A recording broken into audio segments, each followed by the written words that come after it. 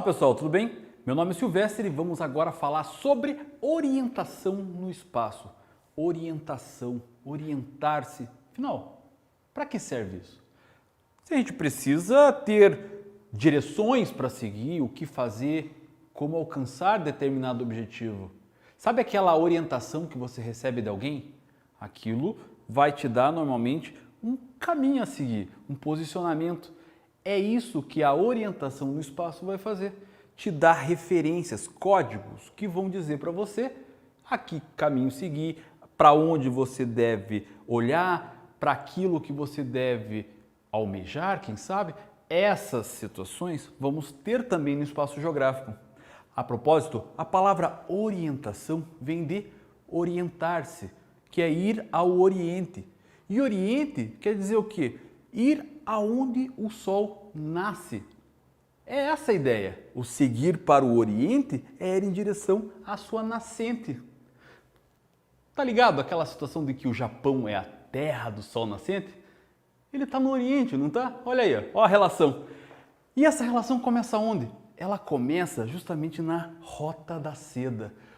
Uma rota histórica muito importante para o povo da Europa.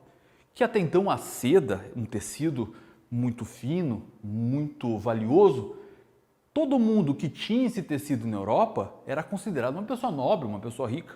Então, o símbolo da seda dentro da Europa era extremamente importante. Só que quem iria buscar essa seda? Era aquela galera que estava querendo ganhar a vida.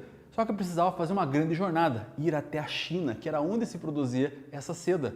Então, qual era a referência, qual era a forma, a direção que eles tomavam para chegar na seda? Era ir em direção ao Oriente, onde o Sol nascia. Então, ele fazia o quê?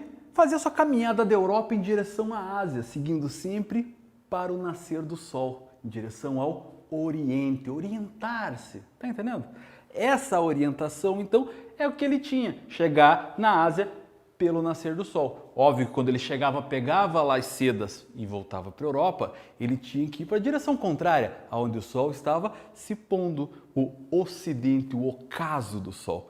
E dessa forma, então, ele tem as duas primeiras formas de referenciação, o leste e o oeste. É aí que nós começamos a entender todas as formas de representação dos pontos cardeais. Ora, o que são os pontos cardeais? São essas formas, essas direções de representação. E ela é feita como? Através de uma ilustração muito conhecida chamada de Rosa dos Ventos. Essa que vocês estão vendo aqui, feita por um grego chamado Cláudios Ptolomeu. Cláudios Ptolomeu era a pessoa responsável por fazer toda a representação do espaço dentro do Império Egípcio. É ela que vai fazer essa primeira ilustração, a Rosa dos Ventos, que vai mostrar as nossas direções. Como eu falei para vocês, as primeiras formas de direcionamento, de orientação, foi o leste e o oeste. Então nós temos o leste, onde nasce o Sol, e o oeste, onde o Sol se põe.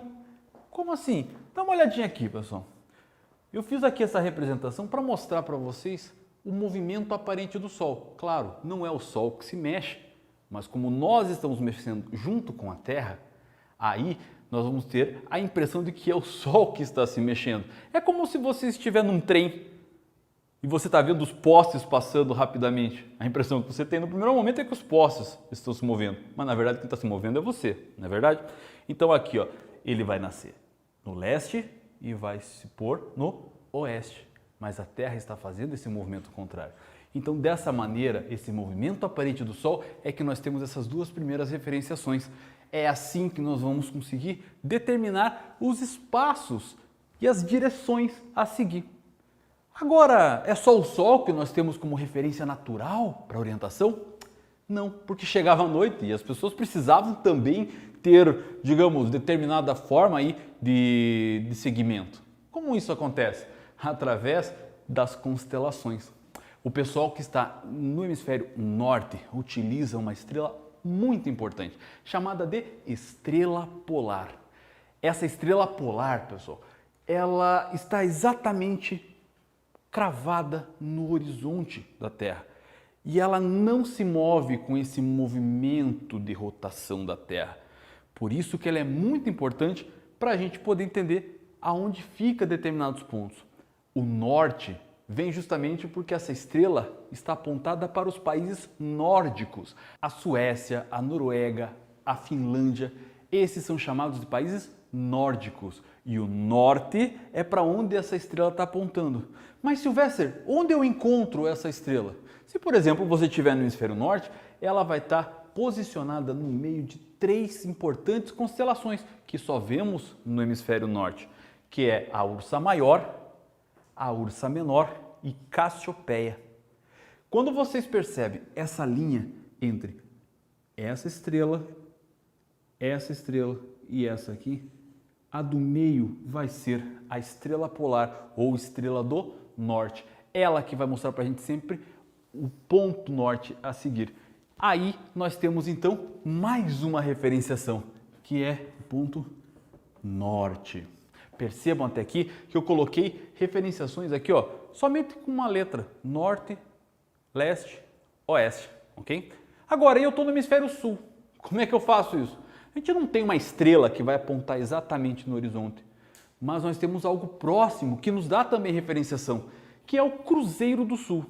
O Cruzeiro do Sul ele faz um certo movimento, portanto a gente precisa fazer um cálculozinho simples aí para poder chegar no ponto certo. Estão vendo aqui o Cruzeiro do Sul? Vamos imaginar que ele tem uma distância.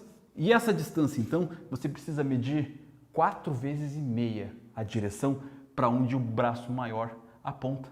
Então você vai contar 1, 2, 3, 4 e meio. Chegou nesse ponto, você vai traçar uma linha até o horizonte e você vai encontrar exatamente a direção sul. Aqui nós vamos ter então a referência sul. Portanto, encontramos os 4 principais pontos de referenciação: o leste, o oeste, o norte e o sul. Aqui nós conseguimos já fazer uma determinada direção, um determinado posicionamento. Mas digamos que eu precise de outros pontos. Cláudio Ptolomeu, aquele cara que eu falei no começo, ele também tinha suas direções a seguir, que não era necessariamente norte, sul, leste, oeste. Então ele começou a criar pontos intermediários entre eles. Quando a gente fala então aqui entre o norte e o leste, nós vamos chamar de nordeste. O norte e o leste, que também pode ser representado com a letra E de este. Então, o E representando o leste, norte e leste, nordeste. O norte com o oeste, então, o noroeste. O oeste com o sul vai ter o sudoeste. E o sul com o leste vai ter o sudeste. Percebam que aqui nós temos 2 letras e são pontos intermediários daqueles principais que eu falei para vocês. Portanto, eles vão ser chamados de pontos colaterais, enquanto os principais vão ser chamados de pontos cardeais, aqui vamos chamar de pontos colaterais. Nordeste, noroeste, sudoeste, sudeste. Mas a cartografia vai além disso. A referenciação e todo o espaço de direcionamento também. Então eu vou precisar de outros pontos melhores para representar aqui representar o direcionamento, representar o espaço geográfico. Então, Cláudio Ptolomeu teve uma ideia de criar outros pontos intermediários. Pontos esses que vão estar representados entre um cardeal e um colateral. Surgem aí então os pontos subcolaterais e são 8. Não perca a conta, dá uma olhadinha aqui. O norte com o nordeste vai ser o norte-nordeste. Viu que original? Agora, nós temos o nordeste com o leste, vamos ter o leste-nordeste.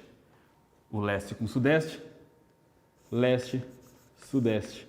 Sudeste com o sul, sul-sudeste. O sul com o sudoeste, sul-sudoeste. Oeste com o sudoeste, oeste-sudeste. Oeste com noroeste, oeste-noroeste. O noroeste com o norte, o norte-noroeste. Ufa, é bastante, né? Agora, percebam que eu coloquei 3 letras. 2 do colateral e uma do cardial. 3 subcolaterais. Aqui temos mais um eixo para fazer esse posicionamento. E eles são extremamente importantes para desenvolver a cartografia, para entender a referenciação e para que você possa verificar todos os espaços do qual você está estudando. Tem só esses? Não. Se você pensar na aviação civil, por exemplo, a gente vai ter 360 pontos diferentes. Mas calma, a gente não vai falar sobre eles aqui. E a gente nem vai estudar. Mas é só questão para você saber mesmo, porque existem outras formas. Algo mais preciso, vamos ter mais detalhamento.